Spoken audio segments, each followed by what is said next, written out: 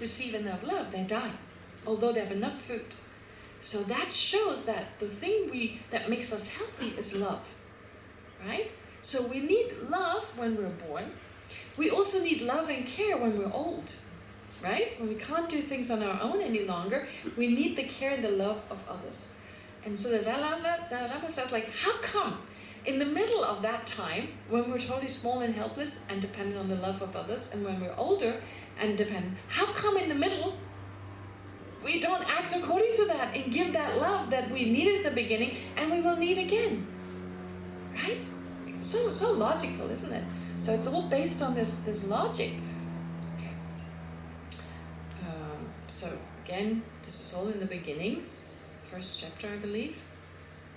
Okay, so happiness is a byproduct of love, serving others, etc. Okay, we talk to people who are very kind and loving. They're usually more happy. Simple as that. While our minds, when it's clouded by hatred, selfishness, and jealousy, we don't just use our control, we lose our happiness, we lose our judgment, our good judgment. So those are just disruptive states of mind. Okay. Alright, so no need to go through all of this. It's pretty self-explanatory. Okay. I'm just going through it quickly. I don't have the time to go through everything. Okay. Now, part 1. How do we get from there to this part, which is the need for insight? Need for insight, a need for understanding of the importance of love versus the harmfulness of anger, for instance, hatred. But also, what is it that's hating? What is the I? How do others exist? That is so important, because we are all intrinsically, that is naturally, really good people. We are good people, but we misperceive how we exist, and once that misperception is there, there's nothing you can stop these disruptive emotions. There's little that can stop them. I mean, once you have the causes and conditions, once you have a little flame and you add fuel, it's going to get bigger. So it's similar here, that there's a basic misperception, a misapprehension that is our main problem. And that's the real troublemaker, if you like, in our own lives. And like I said, this is a difficult idea. I don't think you'll walk away going home and totally understand everything he's saying. But if some of what he's saying makes sense, then you may actually choose to pursue further, or you may choose to leave it. Okay, it's totally up to you, it's totally up to everyone.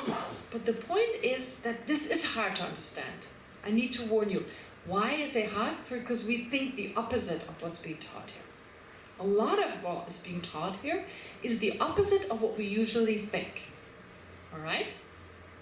Now don't worry, I'm not going to brainwash you and make you change your mind 180%. I'm just presenting some of the reasoning and see whether you agree or not. Okay? So, when I say 100% the opposite, well, because we instinctively feel, for instance, that material objects can give us happiness. Like we already discussed that. It's actually, the happiness can only be experienced if you have a happy mind. Okay? Because we know you can have lots of material things. One person is very happy and the other person isn't having the same things. So it cannot be the object itself. It has to come from the mind. All right. But more importantly, what I like to get into here is that the main reason that we have problems is actually our own mind. And that is what are called disturbing emotions. Certain emotions, we already talked about emotions, beneficial emotions such as love, compassion.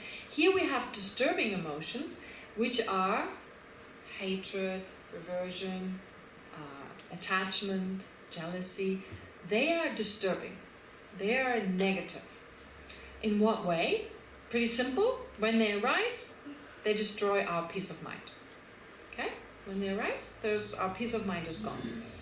Have you ever had a weekend, like a Shabbat, where you were like, I had a great Shabbat. I was jealous from morning to evening. thinks that, right? I was angry the whole day. I had a great day. No. I was so attached. I had a great day. I was so attached. No. No. You don't have a nice weekend if those states of minds are there, right? Even you're in the beach, right? Okay. There's that.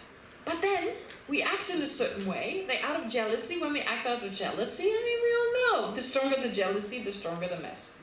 The stronger the attachment, the stronger the mess. The stronger the anger. In fact, in English, there's the word mad. You have the word, I got mad. It implies I'm doing crazy things, right? You can be as intelligent as it gets. And sometimes funny stories, they describe how an intelligent person can be so controlled by their attachment that they do crazy things. And my favorite story is a story that was years ago. I had it on the radio about this lady. She was a rocket scientist, right? It's like the saying, oh, it's not that difficult. It's not rocket science. So it's like rocket science is really the most difficult science, apparently. So this lady was a rocket scientist, and she had fallen in love with this guy, and she was so attached to him. And when she suspected he had an affair with this other woman, she decided, I'm going to kill him. I'm going to kill him. So she got herself a gun, put it in the trunk of her car, and she had to drive from the East Coast to the West Coast, so long trip, but she couldn't wait to kill her. So she put on diapers in order not to have to stop to pee, to be there as quick as possible to kill that other woman. And somehow she talked with someone about it. Of course, she was apprehended. They stopped her, found her with diapers on her, and the whole story came out. A rocket scientist. So even the rocket scientist was so bright. When it comes to rockets, science, so bright, right? So, but still, when these emotions take over, we do crazy things. We're adult diapers, right? I mean, I'm using this extreme story because I have less extreme versions of that story. So, you know, I get it. I get it, because I do crazy things when I'm really attached. My usual thinking mind switched off.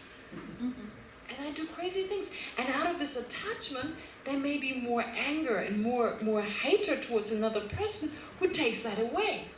Right? So basically, jealousy is a mixture of aversion and attachment. It's a mixture. I want something badly. I'm very attached to it. And I resent the other person for having it. So it's 2 in 1. It's a 2 in 1 emotion. So aversion on one hand, attachment on one hand, 2 in 1. Great. Got the package, the whole package. Okay? So those are emotions, therefore, that actually make us miserable when they're there. Okay? We're actually embarrassed. We don't tell anyone about it. Or we don't tell the person we're jealous of because we don't want them to know that we're jealous of them. We don't like to admit that we're stingy either. Right? We don't want to talk about it. With anger, it's kind of, all right, it's okay. It's not as embarrassing, right? We may even say, I'm angry. That's okay. We may show it anyway, so it's hard to hide it. Okay. Attachment we have anyway. So, all right. But the strength of attachment, I'm not even saying Buddhism says attachment is bad, stop being attached. That's ridiculous. You can't stop right away. It takes a long time to just reduce it. But we're talking about it to just get rid of first, to reduce at least the coarser one. Right? The stronger your attachment, the less we can breathe. The more we worry. I'm just saying the coarser ones. But we need to understand why. They're just saying it's bad doesn't help. If we understand how it harms us and how the way we look at the object is actually mistaken, then attachment will naturally weaken. It's just natural. It will fall off. If you understand what you're attaching to, the way you attach to it doesn't exist, you can't be attached. My favorite example, and this is just an example, only an analogy, when you are attached to someone you're chatting online, let's say you've totally become attached and obsessed with a person, and then you find out it was just a computer program, what happens to your attachment? Gone. What happens to your jealousy? Oh, gone. It's just a computer program, right? So this is a great analogy because in that moment, of course, the computer program was there. Someone was talking to you. But the sense of there's something really there that you can hold on to, that is gone. So this is just an analogy. It doesn't work like that. We're not saying what we're attached to is not there. But that's an analogy that helps us to understand that our attachment is only there because it holds on to something, right? On something that what we're actually holding on to is not there. We're actually exaggerating something, and that provides the glue of that attachment. It allows for the mind to hold on to. Okay? That's why we're looking at it. So it's not saying we're bad, let's not be attached, and I'm not saying give away your possessions or something. That would be ridiculous. The word renunciation in Buddhism is so misunderstood. Like letting go. It's almost like letting go sounds like I'll tear away your hands. I'm what's the word? Like I'm kind of tearing you from what you're holding on to. That's not what it's about. It's about you going, I don't want it, and just let it go. Why? Because there's understanding. There is never any forcing. In Buddhism, it is so important that you only do it, you only let go when you're ready to let go. So renunciation is not about, I want these things, now I'm a Buddhist, can't have them, right? Oh, I like my hair, but I'm sorry, it's gone. It's not like that.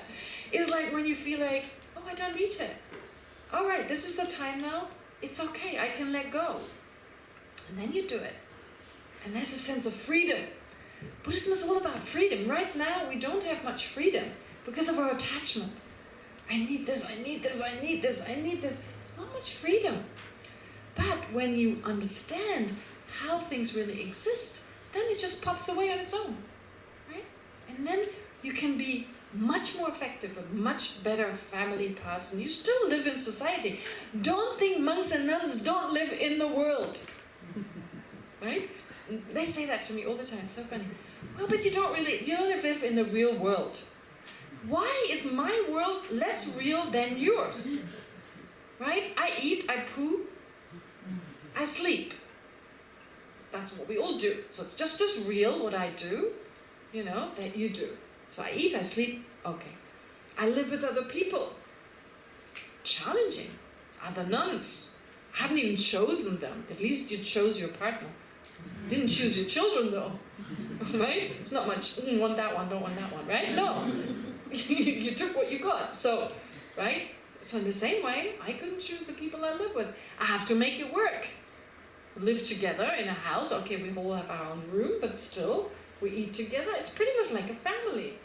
So what am I run away with? I have a job.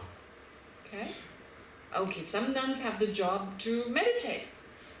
I have the job to, translate, teach. That's kind of my main job. Of course, I'm trying to make time for the rest of it, bring the Dharma in it, but I also have a job. So what am I running away from? Clothes? Okay. My life is a little easier because every 5 years, get some fabric, have it stitched, lasts for 5 years, fashion doesn't change. I'll tell you a secret, a lot of shades of maroon. So you still kind of, choose from it, but it makes life a little easier. It's not like, oh, now I'm no longer attached to my clothes. I am, right?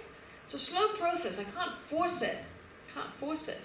Okay? But you already create the circumstances that makes it easier. Honestly, I'm not running. I'm living in just this normal world. I have pollution. In fact, where I live, there's more pollution than in Israel. I've just found out. So I got pollution. Okay? There's stress. Sometimes there's stress. If I allow myself to be stressed, I'm stressed. Right? Does that make sense? So I live a life like you do, just with a different haircut and just one particular color. No, and some vows, etc. It's a little more to that. But what I'm trying to say is we all live in the same world.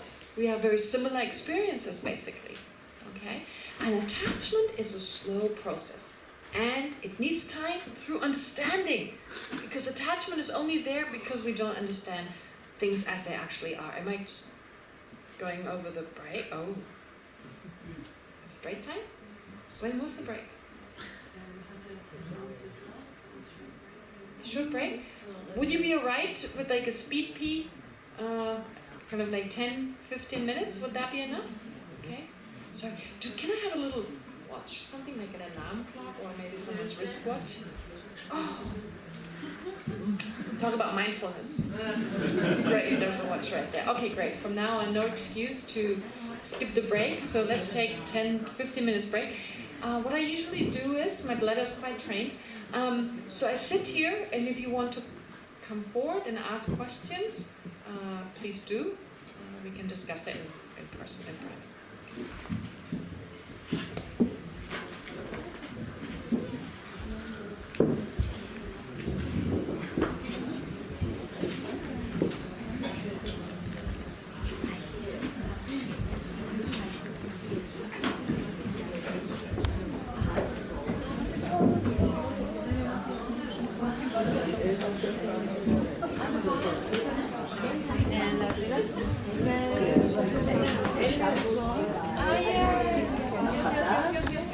Leuk hè?